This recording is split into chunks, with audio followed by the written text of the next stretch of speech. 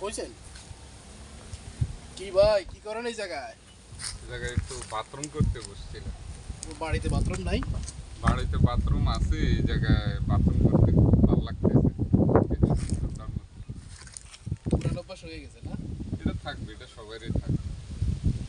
করেন ভালো করে করেন, পরিবেশ নষ্ট করতেছেন কিন্তু কাকা।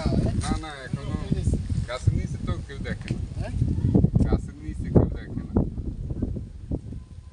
খোলামেলা জামা কাপড় খুলে বয়ে রয়েছেন এই জায়গায়। হ্যাঁ